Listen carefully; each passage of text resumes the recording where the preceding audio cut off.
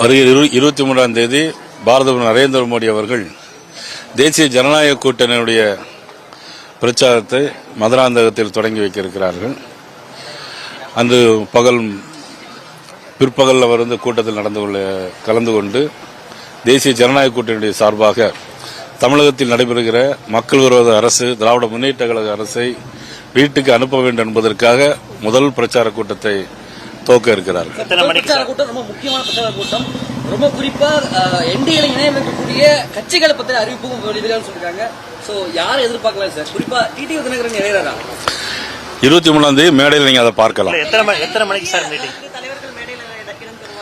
ஆமா, எல்லா தலைவர்களும் மேடையில் இடம்பெறுவார்கள். சார், அதிமுக முதற்கட்ட தேர்தல் வாக்குறுதிகளை கொடுத்திருக்காங்க. பாஜக கூட்டணியில இருக்கிறோம். திமுக இது எங்களுடைய தேர்தல் வாக்குறுதி காப்பி அடிச்சிருக்காங்க. அப்படி சொல்ல முடியாது. ஏற்கனவே மதிப்புக்குரிய இபிஎஸ் அவர்கள் ஏற்கனவே கடந்த தேர்தலில் 1500 ரூபாய் தருவோம்னு சொல்லியிருந்தாங்க. அதன் பிறகு இப்போ அதை 500 ரூபாய் கூட்டி 2000 ரூபாய்னு அறிவித்திருக்கிறாங்க. அதை அடிச்சாங்க காப்பி நம்ம சொல்ல முடியாது. அவங்களுடைய தேர்தல் அறிக்கையை சொல்லியிருக்கிறார்கள்.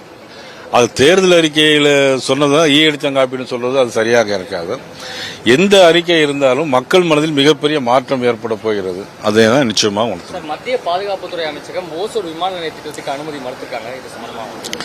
இல்ல, அது அனுமதி எங்கேயுமே மறுக்கல. அதுல சில விளக்கங்கள் கேட்டிருக்காங்க. எடுத்த உடனே மறுப்பு என்று சொல்ல முடியாது. கூட்டணியில தேமுதிக இடம்பெறுமா? 23ஆம் தேதி உங்களுக்கு பதில் கிடைக்கும். To inaugurate the NDA program, that's the main objective. That's the DMK going out, NDA coming in assembly. That's the main cause. Sir, Alliance Party joining NDA, what can we expect, sir? Is TTV joining and TTV and OPS joining the alliance? You will be seen 23rd on the stage.